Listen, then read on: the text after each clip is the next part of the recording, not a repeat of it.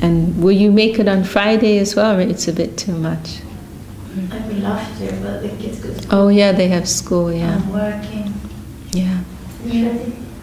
Right. Okay. I don't know if maybe we could... Is it going to be a morning program or an evening? Well, actually we're having two programs. We're having a noon program on Friday, and then Devashish is going to come on Saturday, and we'll have another program on Saturday. So. Because we definitely come on Saturday. Okay, cool. But I'm just thinking, maybe I work until 5. Maybe we could come and stay the night and then be here for the evening program. Cool. Cool, yeah.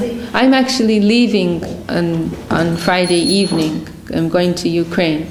So I'm going to be here for the noon program, and then I'll go. But the others will be here. Isha's planning to do that. They're coming Friday, and they're going to spend the night with Anjali and everyone.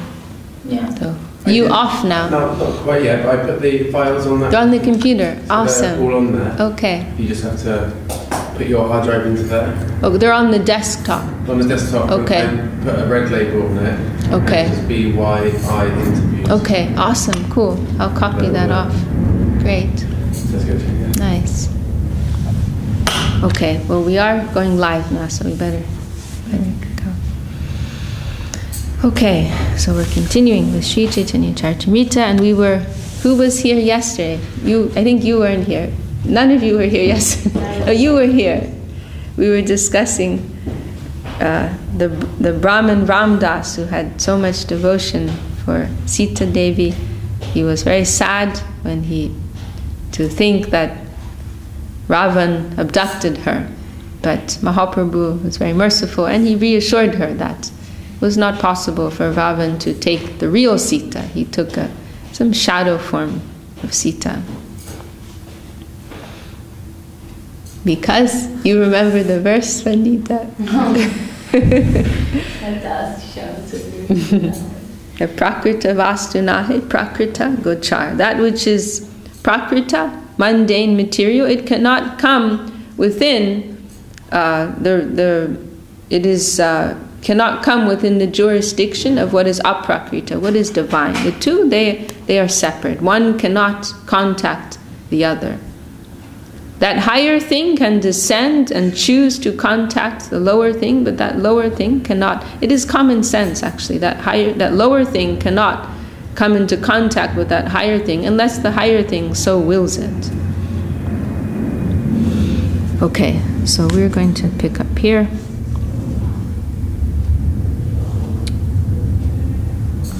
Here we go. Shriranga Puri Saha Tahai Milan Ramdasa Vipre Koilo Dukkha Vimochan. Mahaprabhu then met Sri Rangapuri and mitigated all the sufferings of a Brahmin named Ramdas. Tattvavadi Saha Koilo Tattve Vichar Apanake Hin Buddhi Hoilo Ta Sabar. Mahaprabhu also had a discussion with the Tattvavadi community, and the Tattvavadis felt themselves to be inferior Vaishnavas. Ananta Purushottam Shri Janardan Padmanabha Vasudev Koilo Darashan. Mahaprabhu then visited the Vishnu temples of Anantadev, Purushottam, Shri Janardan, Padmanabha and Vasudev. Tobe Prabhu Koilo Sapta Tal Vimochan Setu Bande Snan Rameshvar Darashan. After that, Mahaprabhu delivered the celebrated Sapta Tal trees, took his bath at Setu Banda Varmeshwar, and visited the temple of Lord Shiva, known as Varmeshwar. Tahi Koirilo Korma Purana Shravan, Maya Sita Nilek Ravan Tahate Likan.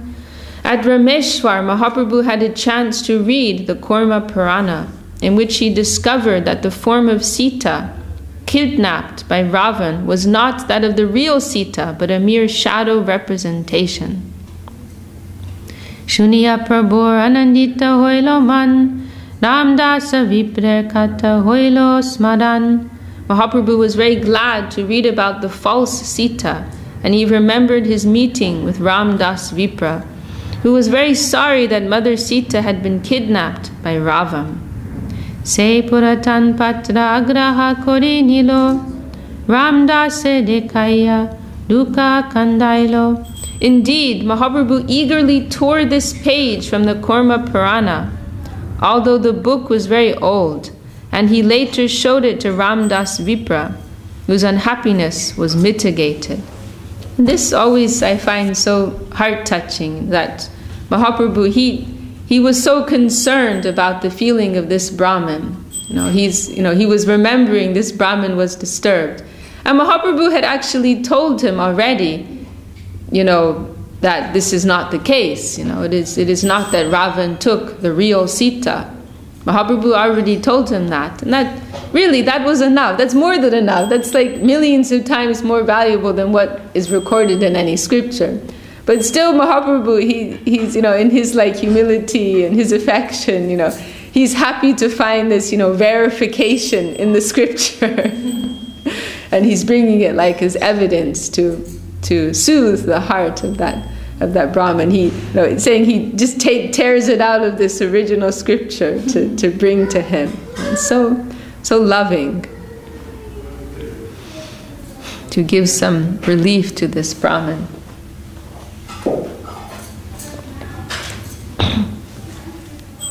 And Pandita, you can remember which books Mahaprabhu found in South India and he brought back with him? Brahma Samhita and Krishna Karnamrita. Yes.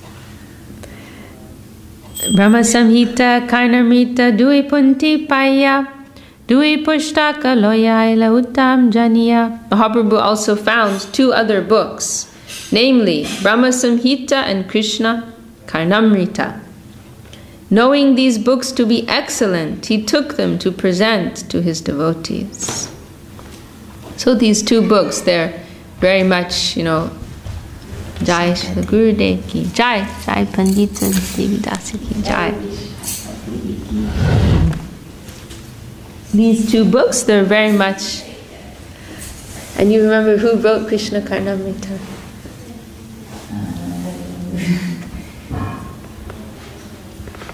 I'm sorry, I like to give people a hard time.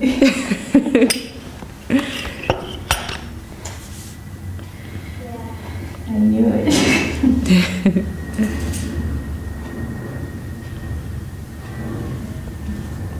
I'm trying to think of a clue.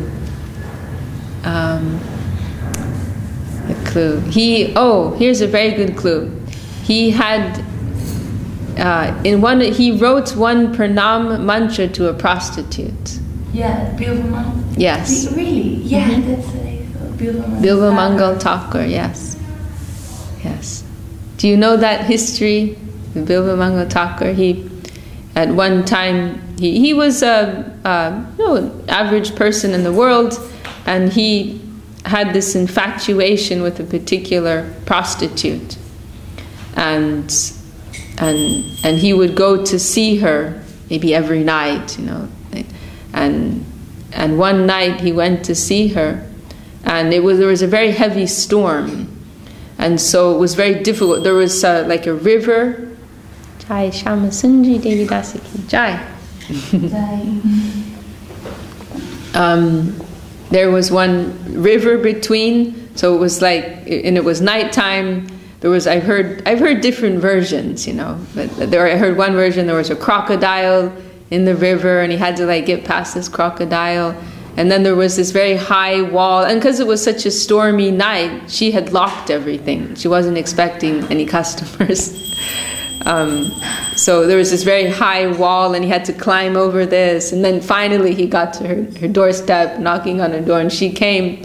And she was astonished. And she said, if you had this type of devotion for the Lord, you would be such a great devotee. You're giving so much attention to me, and I'm just a prostitute. Just imagine what kind of a devotee you would be if you gave that type of devotion to God.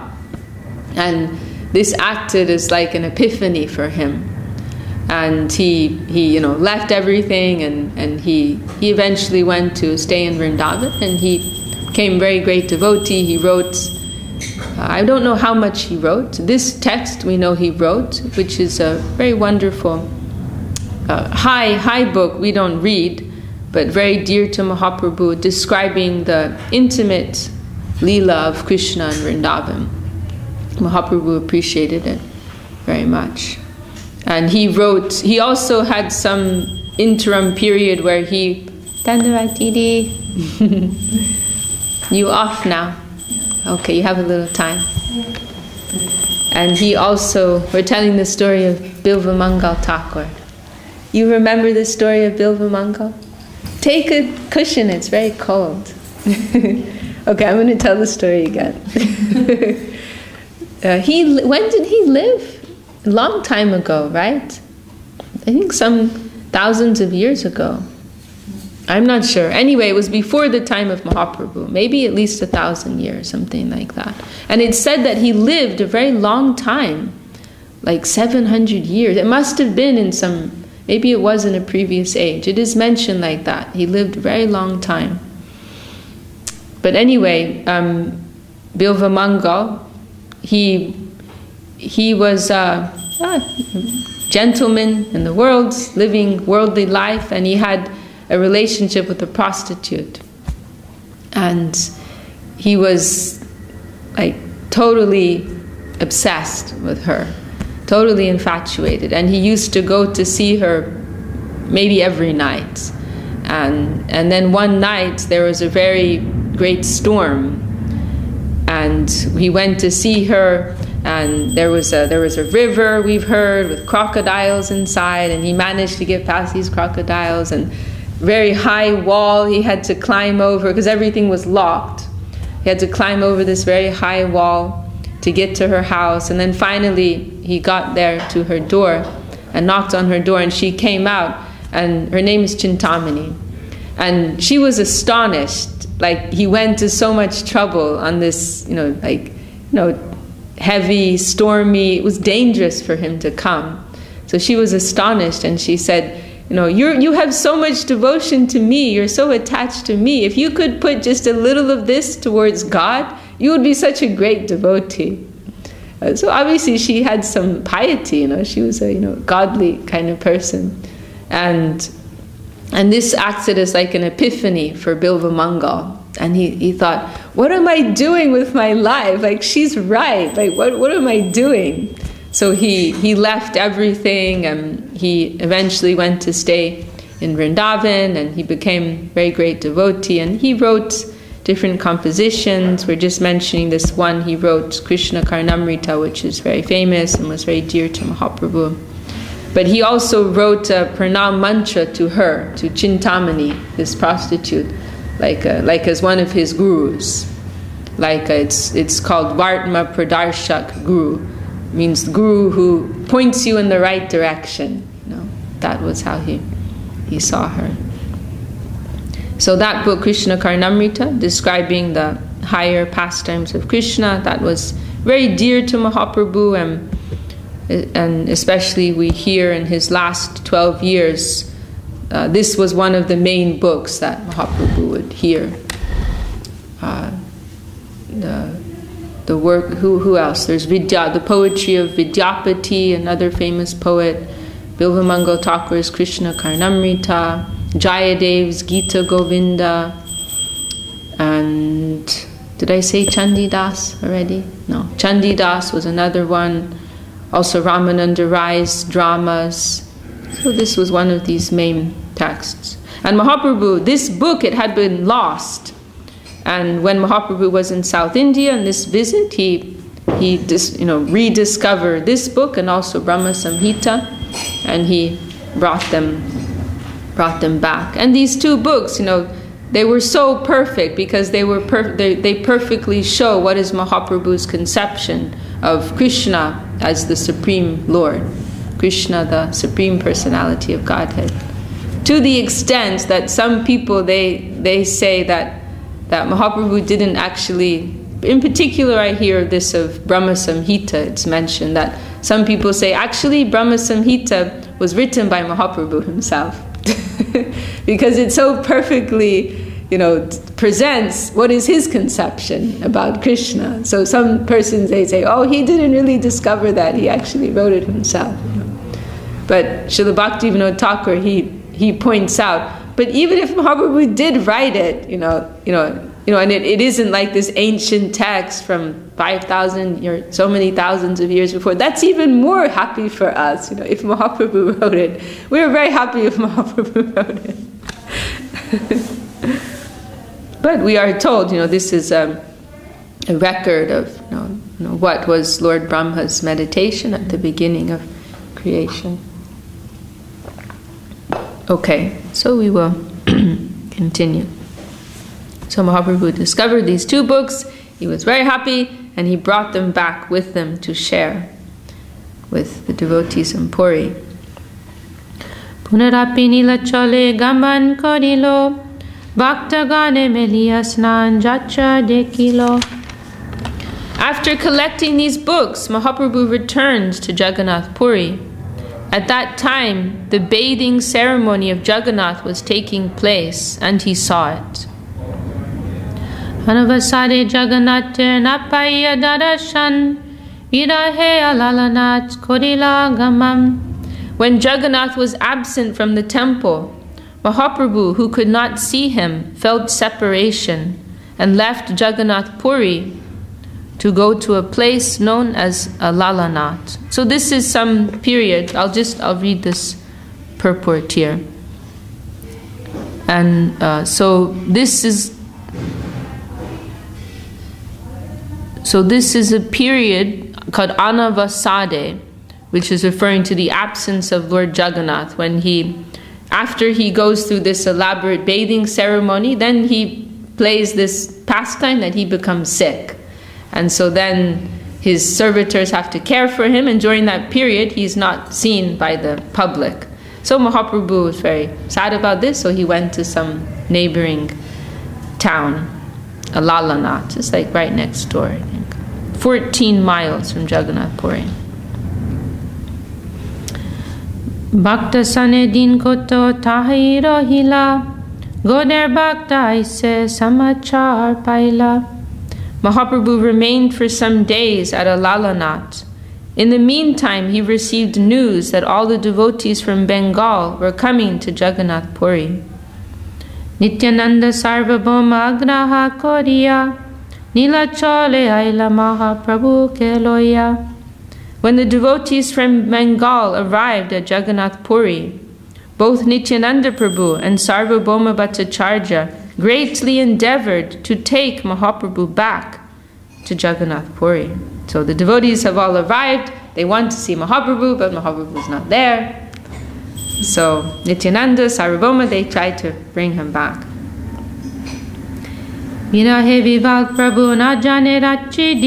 of course, this is a big group, like 200 devotees, it's mentioned in 1 year. Maybe it would be more or less on other years.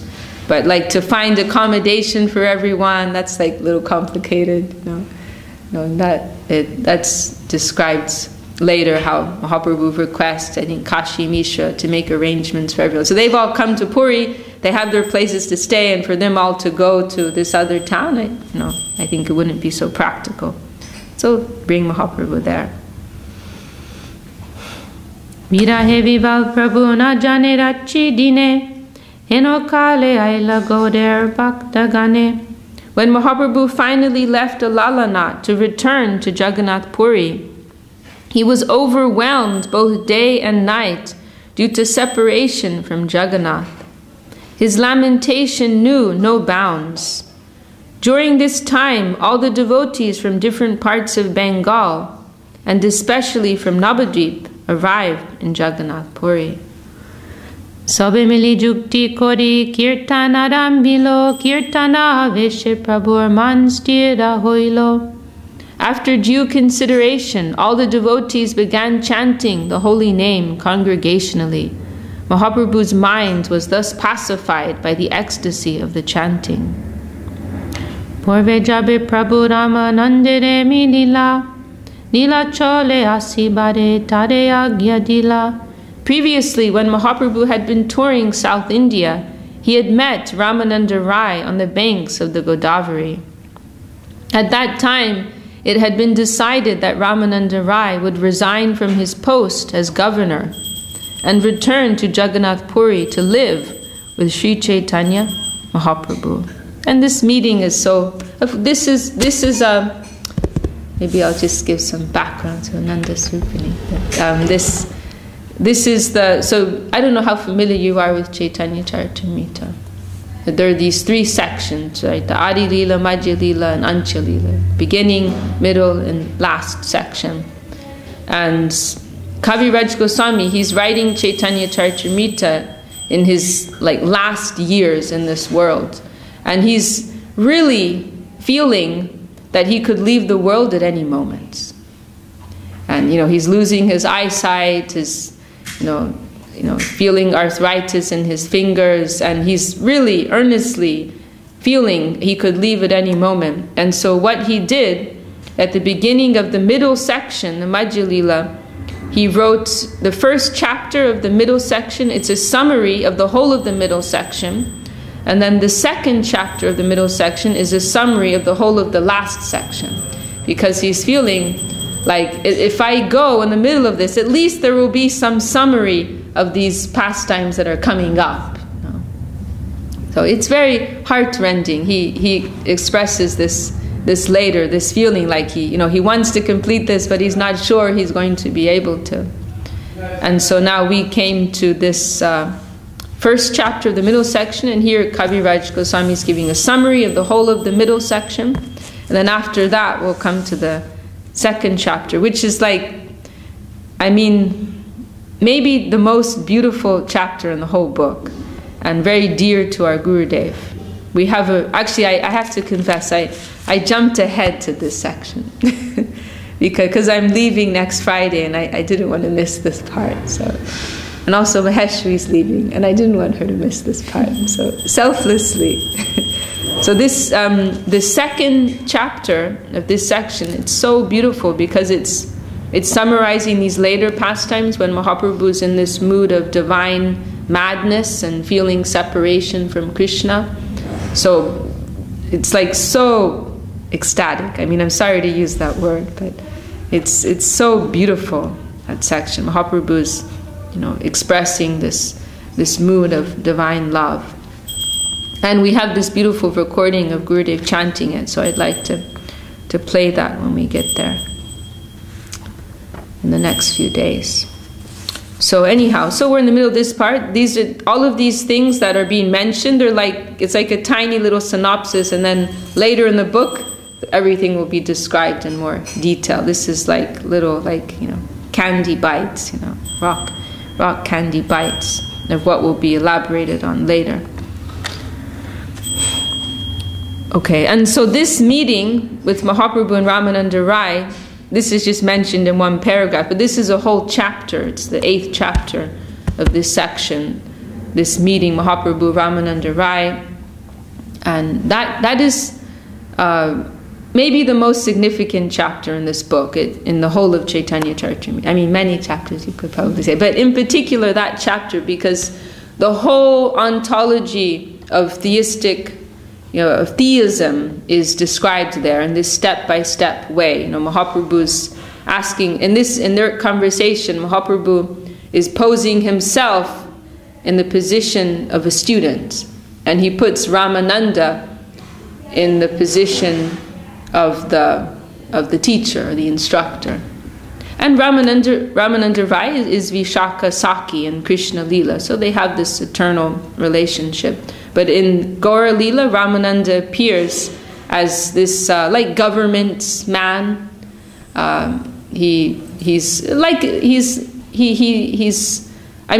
like a king. He's not royalty. He's actually from a lower caste, but he has this very high government post, and he's employed by the king of Puri.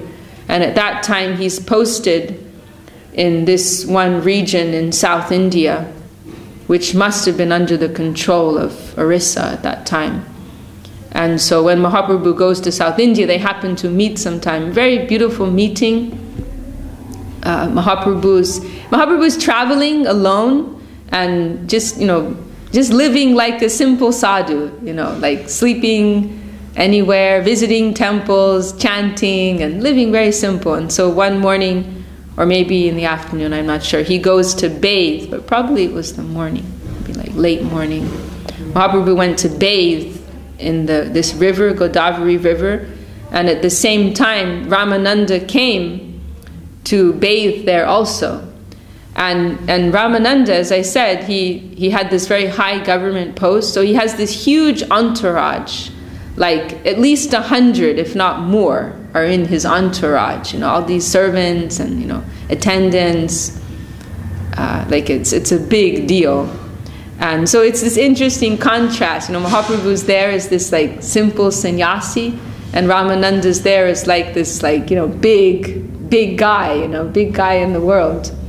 And it's interesting because normally Mahaprabhu, in those days, it was there wasn't so much mixing, between different roles. And so as sannyasi, it was considered inappropriate for them to mix too closely with worldly people, because they're meant to be living like a very austere religious life. So like, for example, Radhanath Swami, right? You see how he meets with everybody, right? You know, like politicians and rock stars, like, and nowadays, that's cool, and it's he's connecting with these people. But in this time, 500 years ago, that would have been like really looked down upon. You know, it wouldn't have been acceptable at all. And so we see in other cases, Mahaprabhu, he won't meet with certain people. Like the king of Puri really wants to meet with him, but a king means money and women. And so sannyasis, they will keep some distance from someone like that. So Mahaprabhu refuses to meet with him. And finally the devotees make some arrangements so they can meet. But anyway, it's interesting, when Mahaprabhu meets with Ramananda Rai, he totally forgets all this, social consideration, and their hearts are like so closely connected, and they just like go running to each other. They embrace each other, and then after a few moments, Mahaprabhu like comes to his senses and realizes there's all these people around, and they're all like staring, like, what is this? Like, this is so weird. Now, why is this sannyasi so interested in like our master? He's like this worldly man. He's from a lower caste, and they're astonished to see this. So anyway, then they have this meeting that goes on for some days, and Mahaprabhu puts Ramananda in the position of the instructor, and Mahaprabhu's in the position of the student asking questions.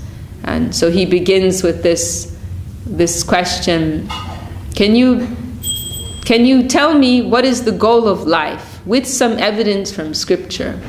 And so Ramananda Rai, he gives one level answer. Mahaprabhu rejects it. This is external. Go deeper. Go deeper. And gradually they go like through 4 different levels. Mahaprabhu is rejecting. Finally they get to Jnana Shunya Bhakti, non-calculative devotion. Then Mahaprabhu says, this is okay, this is good. Now go further from here. And then they go to higher and higher levels. So a very wonderful meeting. And then at the end of their meeting, they realize they can't live without each other. And so they make the agreement that Ramananda will quit his job, he'll retire, and he'll come and live with Mahaprabhu in Puri. And so they were together till the end of Mahaprabhu's presence on earth. And then in Mahaprabhu's last days in this world, Ramananda and Sriyukta Damodar, they were the 2 principal assistants, companions of Mahaprabhu. When he was in this pain of separation, they were the 2 who gave him the most relief. Through they would select verses, appropriate verses that would enhance or his mood or calm him down, whatever would be appropriate. Sriyukta Damodar, very beautiful singer, he would sing certain songs that would be appropriate for Mahaprabhu's mood. So all of these things they will be described later, and here's some little synopsis. And the beginning of that chapter, and that chapter very dear to Srila Sridhar Maharaj, Goswami Maharaj asked Gurudev once, because Srila Sridhar Maharaj, he was practically blind in his last days. But somebody, it was Goswami Maharaj, he asked Gurudev, did Guru Maharaj ever like to hear something, like have people read to him? And Gurudev, he said, in his last days, not so much, but sometimes this chapter, the discussion between Mahaprabhu and Ramananda Rai, Ramananda Samvad, it's called. And the very beginning of that chapter, there's this really beautiful verse. It's like a summary of the whole chapter, and it compares Mahaprabhu to this ocean of bhakti, siddhanta, devotional conclusions, and Ramananda Rai to this cloud. And the cloud is raining jewels into the ocean. And it's very perfect, because how is a cloud formed? A cloud is formed from the water of the ocean, right? And so in the same way, Ramananda, he's like giving instruction, so to speak, to Mahaprabhu, but actually everything he got from Mahaprabhu, just like a cloud has been formed by the ocean, and then the cloud is raining back into the ocean. That was very beautiful, very perfect analogy.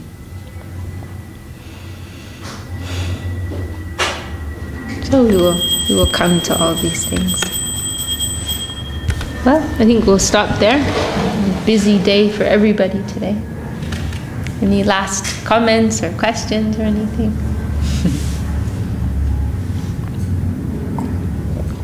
All right. Pandita, will you sing?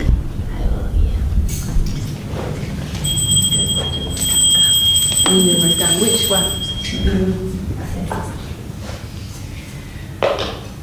On page. Can you pass the book to another? We're on page 60. Hari Haraya Nama Krishna Jadavaya Namaha. Hari Haraya Nama Krishna Jadavaya Namaha. Hari Haraya Nama Krishna Jadavaya Namaha. Hari Haraya Nama Krishna Jadavaya Namaha. Jadavaya Madhavaya Keshavaya Namaha.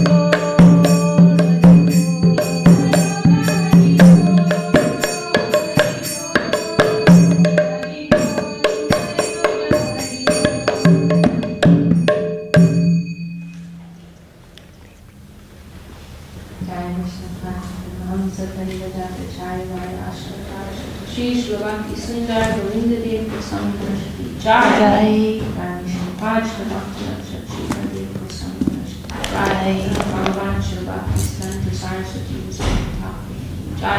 Jai Shri Guru Varga Ki Jai Shri Haridas Thakur Jai Sankar Shriman Thakur Jai